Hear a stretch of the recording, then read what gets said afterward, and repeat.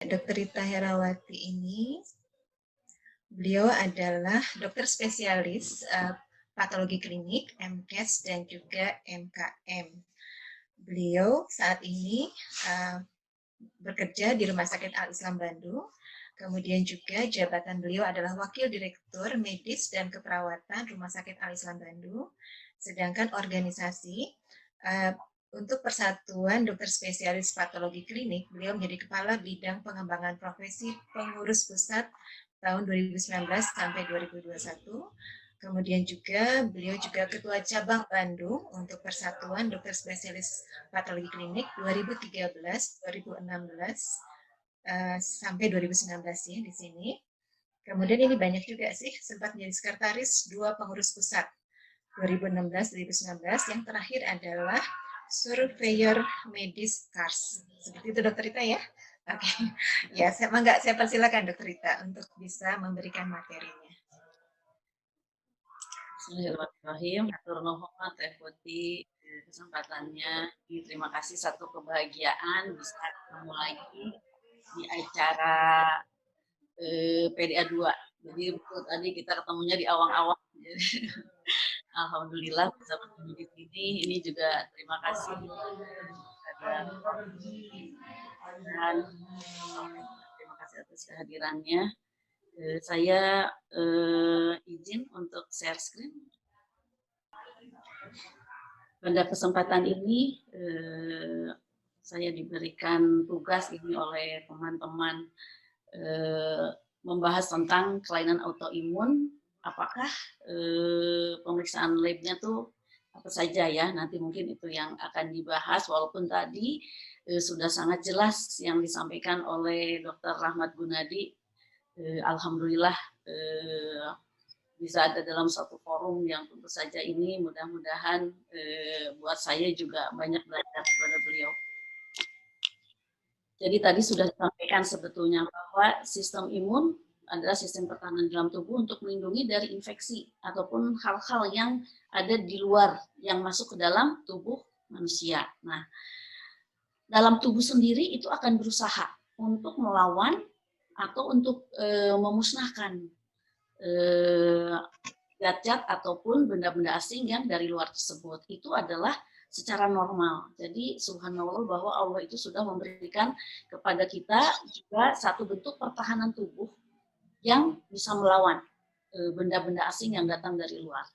Nah, tetapi bahwa tadi pada keadaan-keadaan tertentu itu bisa saja.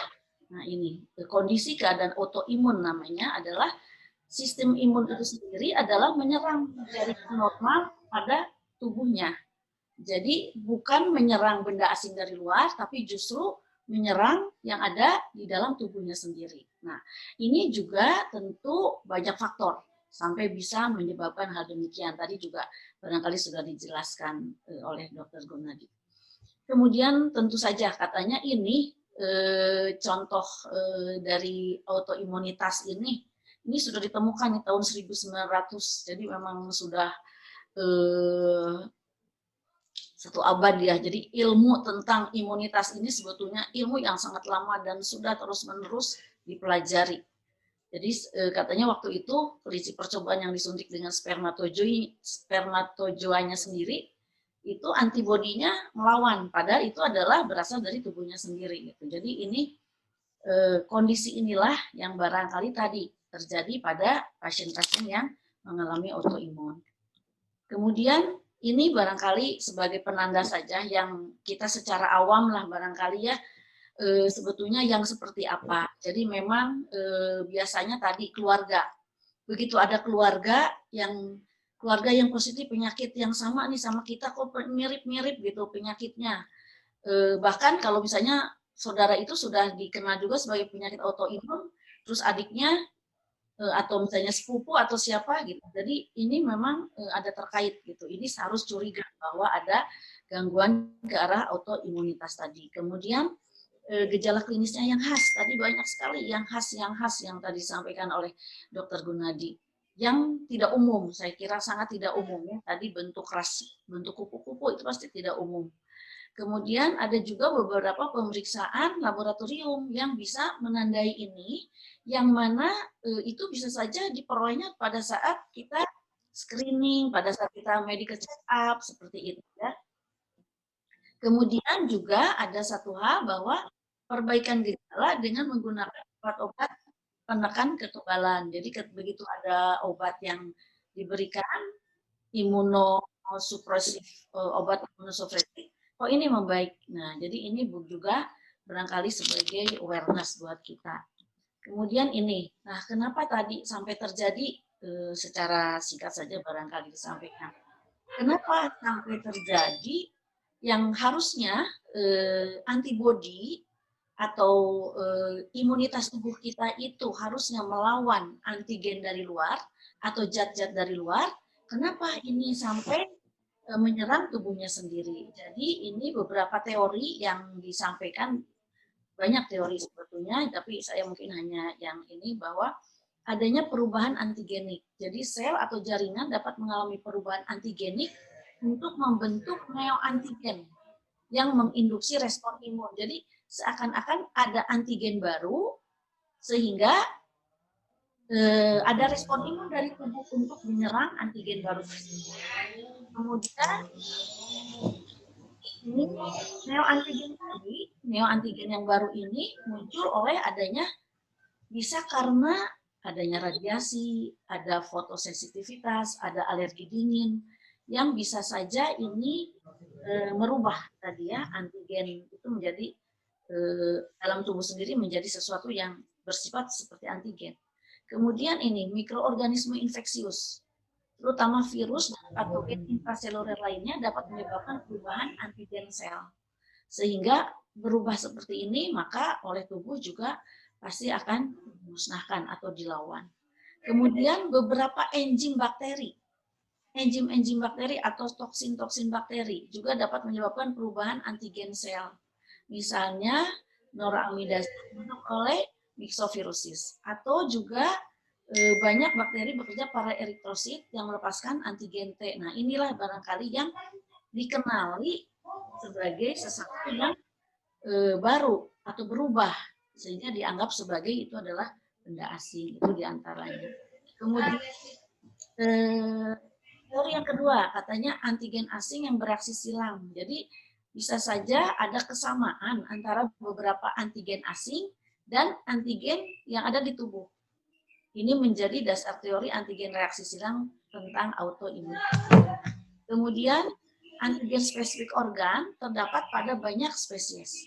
Masuknya antigen ini dapat memicu respon imun, merusak organ atau jaringan tertentu di dalam tubuh inang. Jadi bisa saja karena adanya tadi, misalnya protein Streptococcus dengan otot jantung itu mempunyai satu yang mirip, sehingga di sini akan ada autoimunitas atau ada penyerangan terhadap organnya sendiri.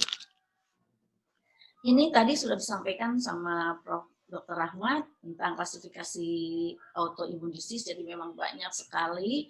Kemudian ini adalah self antigennya tadi yang dianggap bahwa itu menjadi sesuatu yang asing, kemudian membentuklah autoantibody dalam tubuhnya sehingga itu diserang.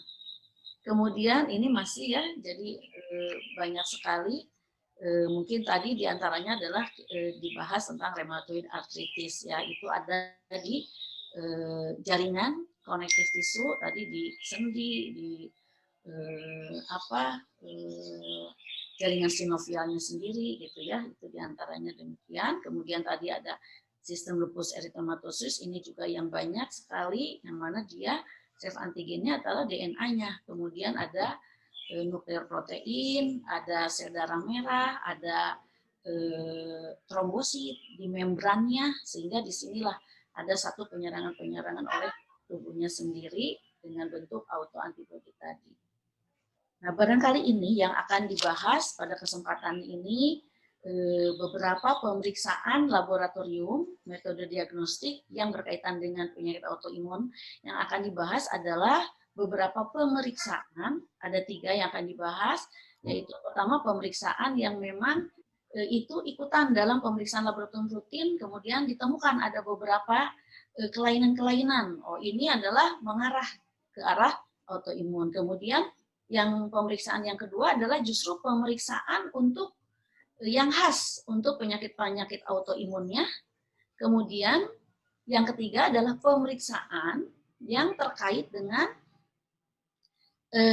pemantauan terapi ataupun juga pemantauan klinis dari kondisi-kondisi gejala-gejala yang ditimbulkan oleh penyakit-penyakit autoimun ini, diantaranya adalah penanda inflamasi. Karena penanda inflamasi ini bisa menunjukkan apakah penyakitnya itu memberat atau tidak. Jadi ini yang akan dibahas dalam kesempatan ini. Jadi sekarang adalah pemeriksaan laboratorium deteksi awal. Nah, ini biasanya ditemukan pada saat screening, pada saat medical check up, di sini ditemukan adanya anemia normokrom normositik. Ini biasanya umumnya kalau anemia itu misalnya Fe defisiensi, biasanya adalah anemianya adalah hipokrom mikrositer, atau misalnya kalau hemolitik polikromasi anisopoikrositosis. Tetapi kalau ditemukan adanya anemia dengan bentuk yang normositik ini, kita harus curiga apakah ada menunjukkan kronisitas atau ada keparahan penyakit. Kemudian juga ini perubahan dari trombosit ataupun dari leukosit. Jadi ini juga bisa meningkat, bisa menurun, walaupun kebanyakannya untuk pasien-pasien dengan autoimun itu adalah adanya penurunan. Jadi biasanya pasiennya jumlah sel darah putihnya atau leukositnya itu turun dari normal, ataupun trombositnya juga turun. Ini sering terjadi misalnya pada pasien SLE, ya, pada pasien lupus. Jadi ini mungkin awalnya tidak akan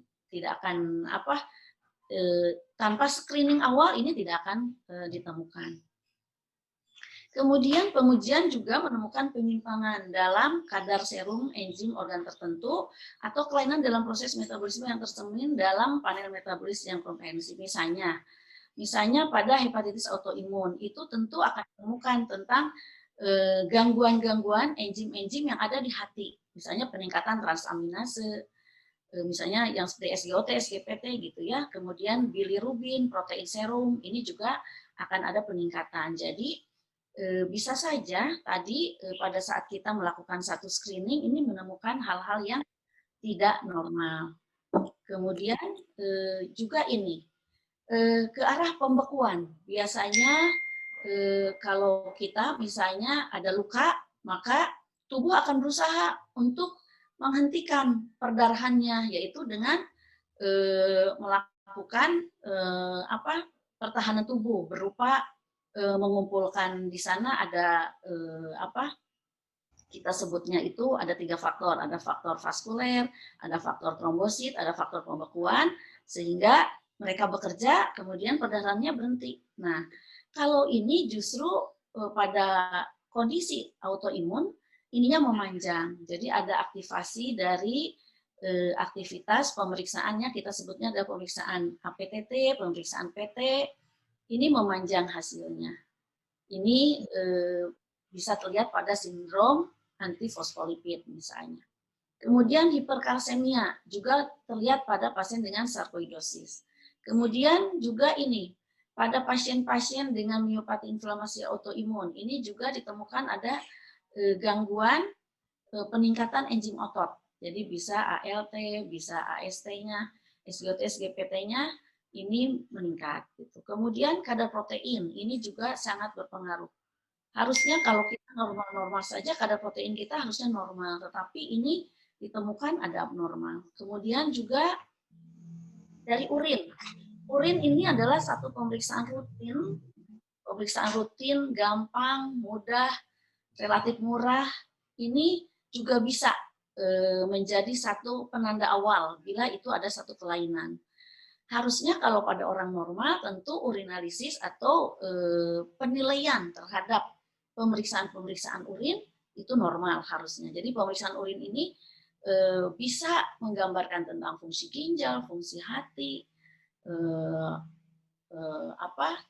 secara umum gitu ya. Tetapi ketika ada kelainan ini sangat bermanfaat untuk bisa mendeteksi. Nah, kalau pada keadaan autoantibody ini biasanya ada proteinuria. Jadi keluar proteinnya melalui urin, padahal harusnya tidak boleh. Kemudian ada seperti hematuria. Kalau hematuria itu seperti darahnya keluar, jadi merah air seninya gitu ya. Atau sedimennya aktif. Nah, ini hanya bisa dilihat di mikroskopik ya, atau dengan pemeriksaan, ada pemeriksaan automatic analyzer khusus untuk urinalisis, ini juga bisa terdeteksi. Kemudian prinsipnya bahwa tadi sebetulnya banyak penyakit-penyakit yang tidak terkontrol, atau penyakit infeksi dan lain sebagainya. Tetapi bila penyakit autoimun dicurigai, maka evaluasi laboratorium umum ini dapat berfungsi sebagai alat mendeteksi awal. Jadi misalnya ini sudah ada nih kecurigaan karena autoimun, mungkin periksa dulu yang ini dulu, yang rutin-rutin seperti ini bisa sangat membantu. Seperti tadi misalnya memeriksa urin itu sangat membantu, atau memeriksa sel counter urin, Hb, leko, PCP, trombo, diperiksa dulu itu akan sangat membantu untuk mendeteksi secara awal. Baru bila ada kelainan dari kondisi-kondisi ini, maka dilanjutkan dengan pengujian lanjutan. Jadi barangkali itu. Kemudian kita sekarang memasuki tentang pemeriksaan yang berkaitan dengan autoimun dan imunologinya. Jadi ini yang lebih mengarah kepada kelainan autoimun. Jadi pada prinsipnya bahwa adanya autoantibody pada pasien tidak menjamin diagnosis penyakit autoimun, tidak menjamin ya. Tetapi sebaliknya, ketika tes serologinya positif disertai tanda gejala, nah baru ini kita bisa mengatakan bahwa mendukung ke arah diagnosis atau autoimun tadi.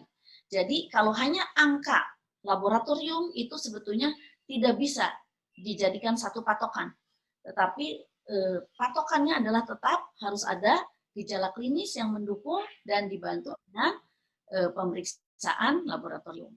Nah, kalau pemeriksaan laboratorium untuk pemeriksaan yang terkait dengan autoantibody, tentu ini adalah pemeriksaan imunoserologi, sehingga kita biasanya di laboratorium itu melakukan pemeriksaannya menggunakan enzim immunosorbent assay, kemudian juga enzim immunosorbent assay, enzim like immunoassay. Jadi pemeriksaan laboratorium yang itu menggunakan laboratorium base. Jadi insya Allah ini satu alat yang otomatis yang bisa mengukur beberapa antibody yang akan kita periksa. Kemudian ini, jadi yang pertama barangkali ini yang paling populer ya, adalah pemeriksaan anates. Barangkali Bapak Ibu sejauh semuanya pasti sudah tahu, tadi juga sudah dijelaskan. Sebetulnya anates ini merupakan sekelompok antibodi yang dapat bereaksi menyerang komponen atau bagian dari inti sel di jaringan tubuh sendiri, di jaringan tubuh orang yang menderita tadi autoantibody tadi. Jadi inilah yang menyebutkan kondisi ini kerap disebut sebagai autoantibody ya, karena dia menyerang tubuhnya sendiri. Nah, anates ini berfungsi untuk mendeteksi autoantibody-nya, tentu ini namanya dari dalam darah ya. Anates menandai diagnosis serologi SLE ya, SLS, sistem lupus eritematosus, tetapi dapat terdeteksi pada penyakit autoimun lainnya, bahkan pada penggunaan obat-obat tertentu. Jadi seperti tadi yang saya sampaikan, tidak bisa hanya meriksa anates aja. Misalnya kita screening, kemudian melakukan satu pemeriksaan medical check up, tapi jarang kalau medical check up ujuk-ujuk anak ya, tapi tadi dulu biasanya sel counter dulu, kemudian urinnya ada apa, baru memang ke arah sini, seperti itu ya. Kemudian jadi ini pemeriksaan anak ini menggunakan tadi ya sampel darah vena. Dengan pemeriksaan anak ini dapat membantu diagnosis penyakit autoimun yang dicurigai dan mengesampingkan kondisi lain dengan tanda dan gejala yang sama. Jadi ini betul-betul harus kita ada curiga dulu ke arah keadaan autoimun, baru kita lakukan pemeriksaan anak.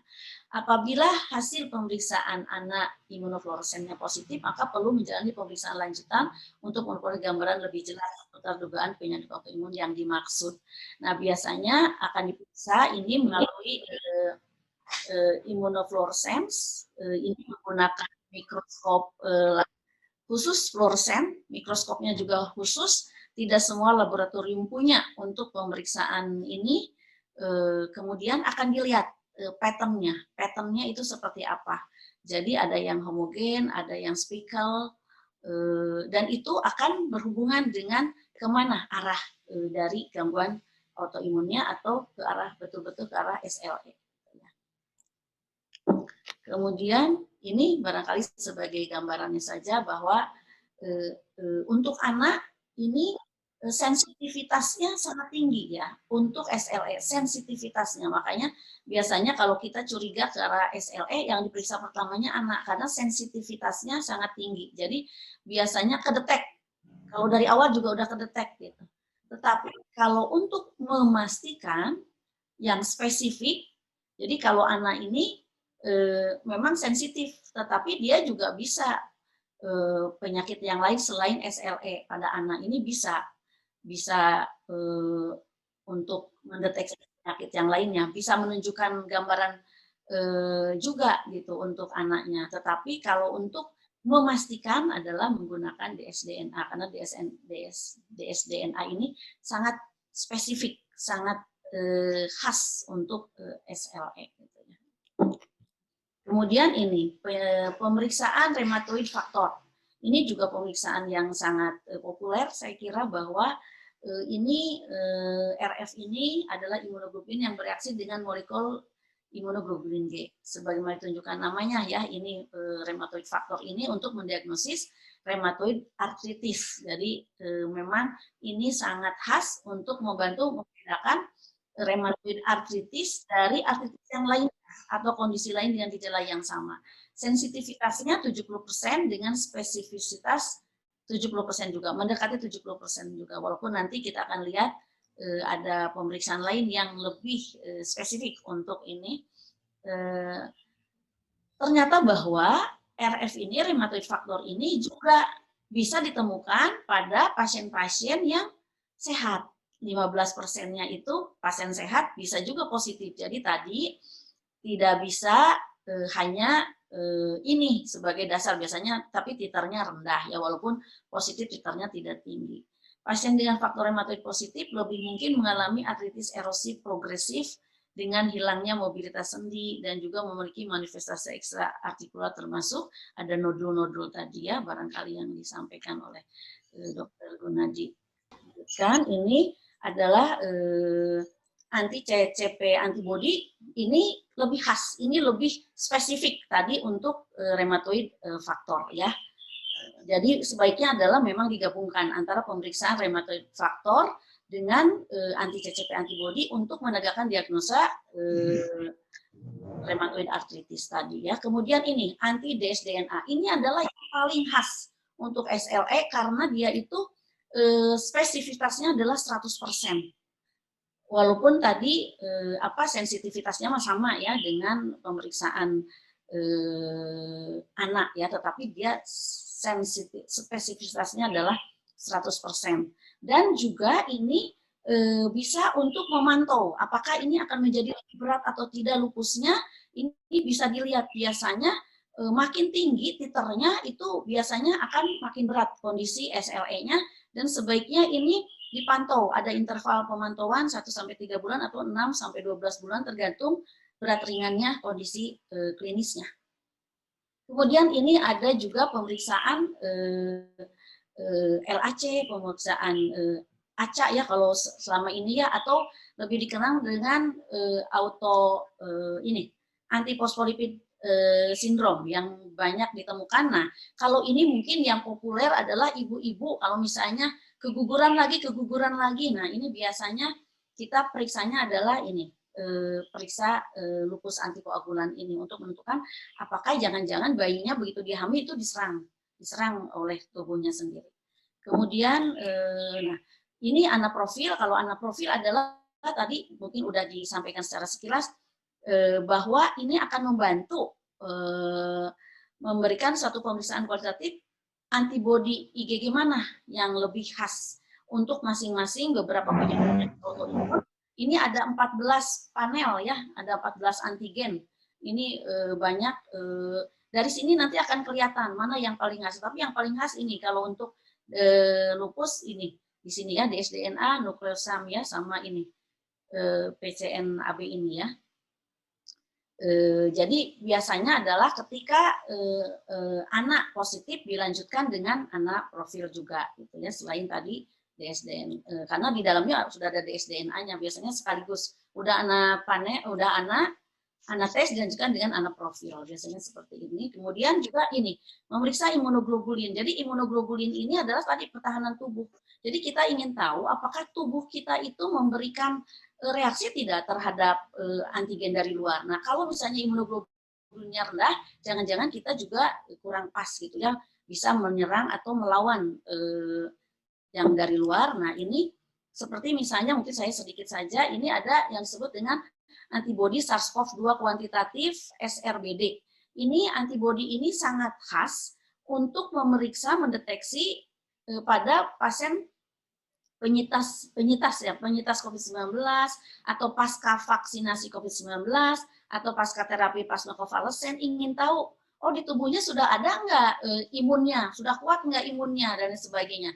Nah, ini adalah memeriksa dengan pemeriksaan antibodi SARS-CoV-2 kuantitatif SRBD, walaupun mungkin ini sebetulnya bukan ke arah autoimun ya, tetapi ini ingin tahu sebetulnya antibodinya itu ada atau tidak gitu ya. Kalau misalnya dia autoimun tentu dikasih ini juga dia tidak akan ada gitu, tidak akan diproduksi. Tetapi kalau bagus maka dia akan muncul gitu ya. Nah, kemudian ini barangkali yang terakhir adalah yang untuk pemeriksaan-pemeriksaan yang terkait dengan berat ringannya dari penyakit-penyakit tadi ya, rematik tadi ya, atau autoantibody itu, ini biasanya berkaitan dengan kondisi inflamasi atau peradangan.